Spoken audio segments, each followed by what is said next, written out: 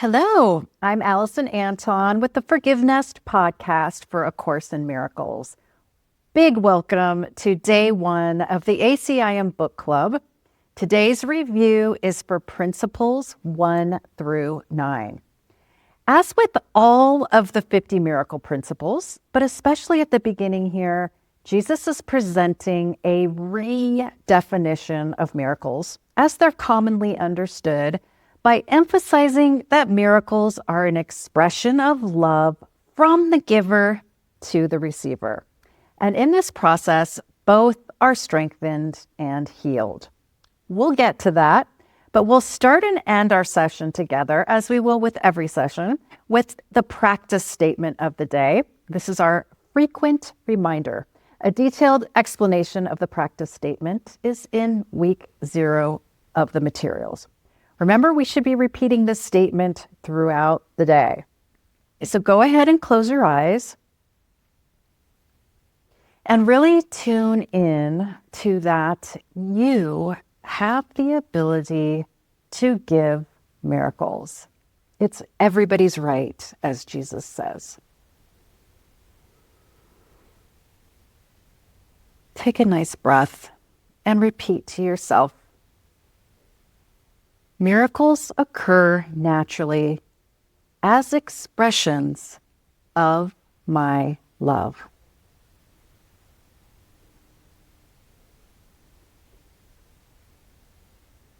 And you can open your eyes. So let's take a look at principle number 1. The first principle of miracles is that there is no order of difficulty among them. One is not harder or bigger than another. They are all the same. I'm going to open our summary here.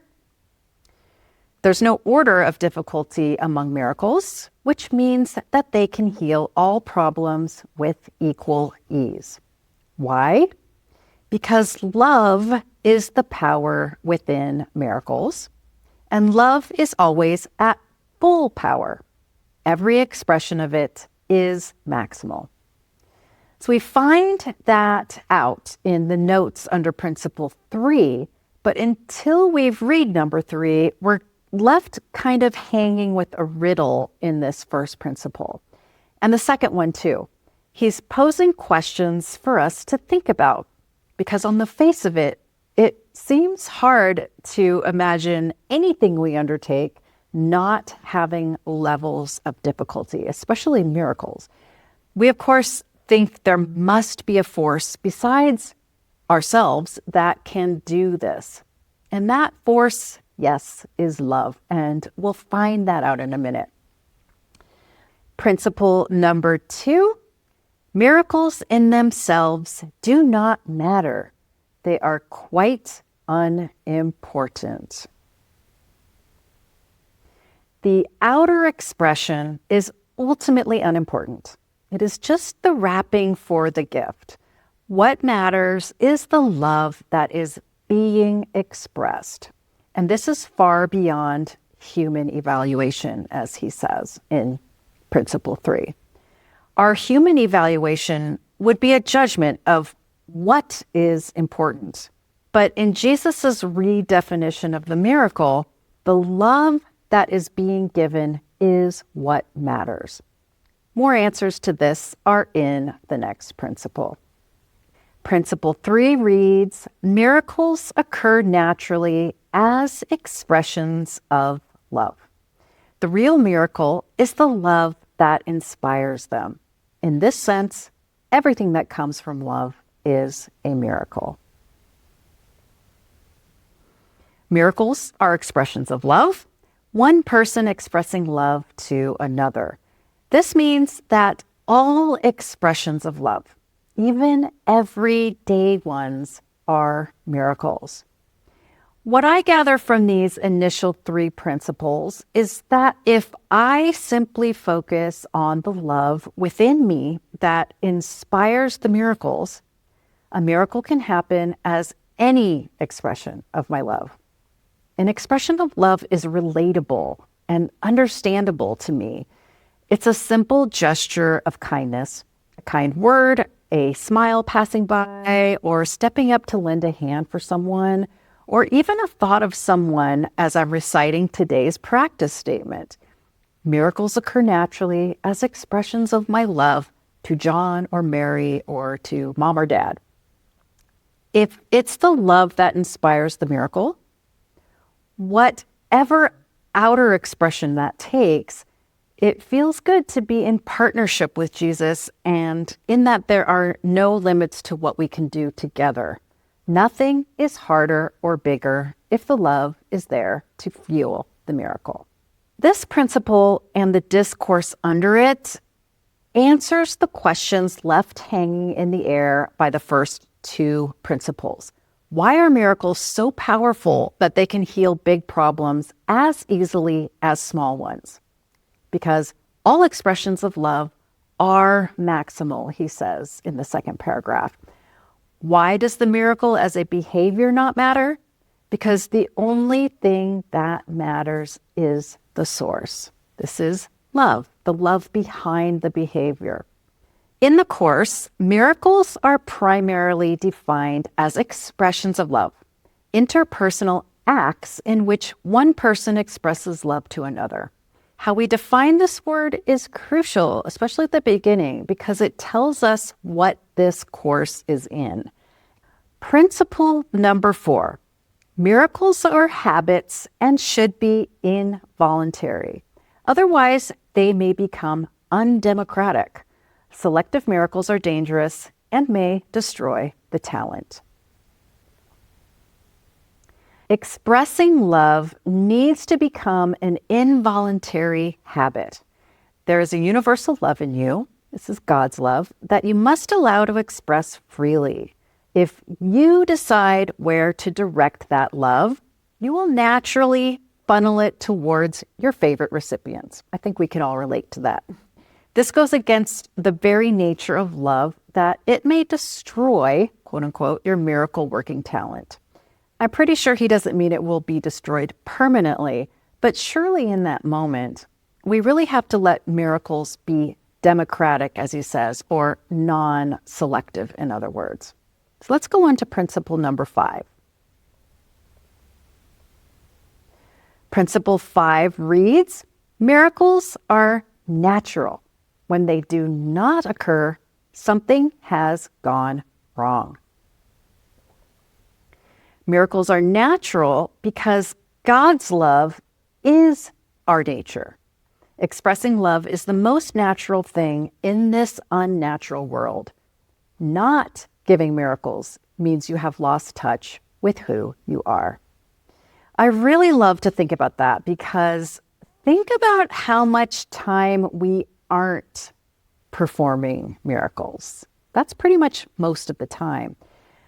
But what would happen if we always were, or even if we spent a quarter of our time each day devoted to miracles? Who would we be, and what would the world be like if we were all giving miracles throughout the day? All right, miracle principle number 6. Miracles are everyone's right, but purification is necessary first. You have a right to perform miracles. Everyone does. But first, you need to purify your thoughts, for miracles are the expression of purified thought, otherwise known as love.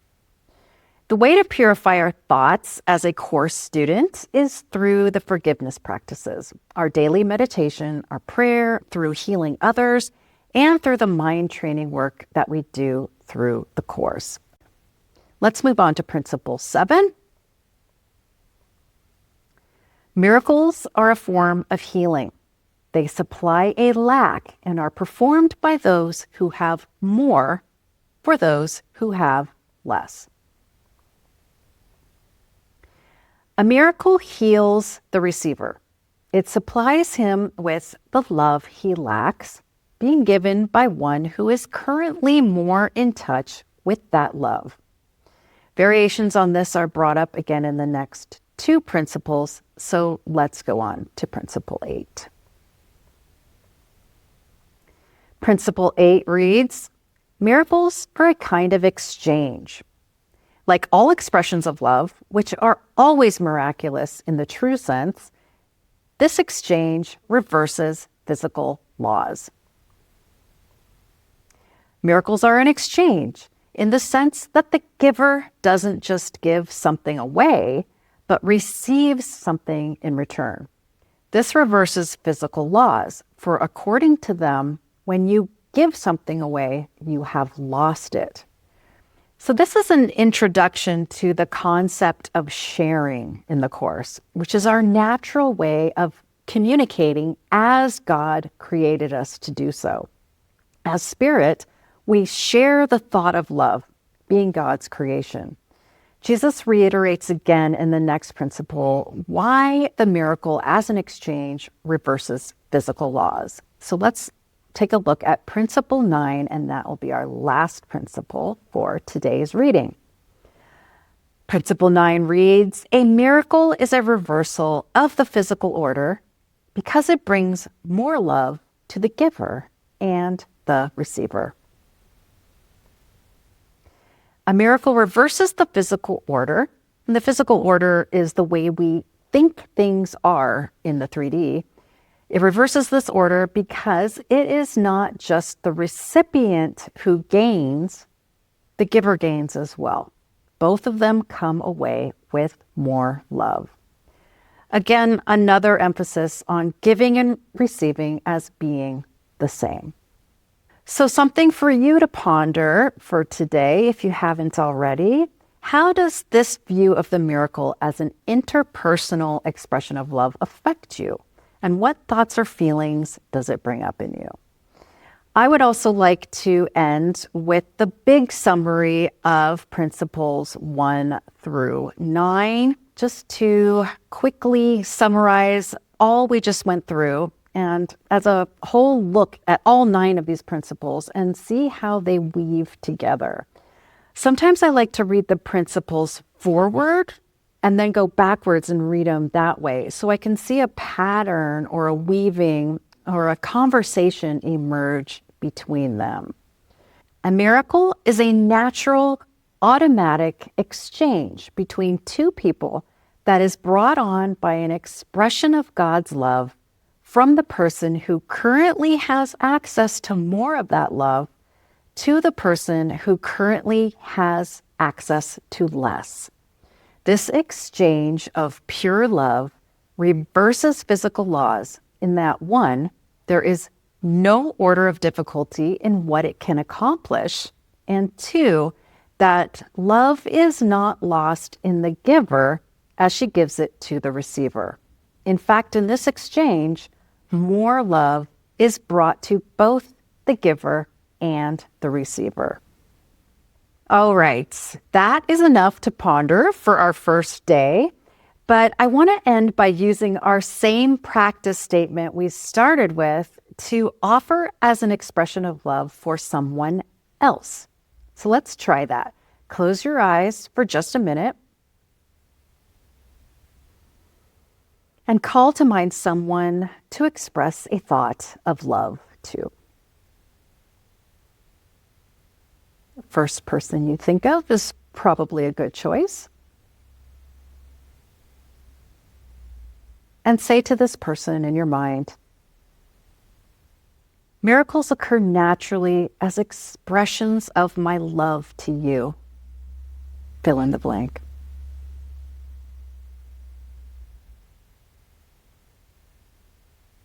And we'll repeat that, but we'll pick another person. So think of somebody else.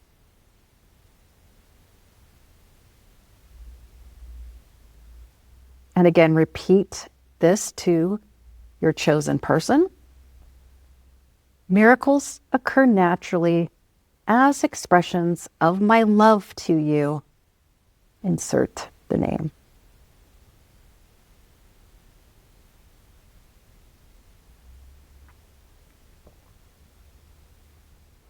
Okay, you can open your eyes, and we'll see you in tomorrow's review of Principles 10 through 15. I'm Alison Anton with the ForgiveNest Podcast for A Course in Miracles. It was great talking to you. See you tomorrow.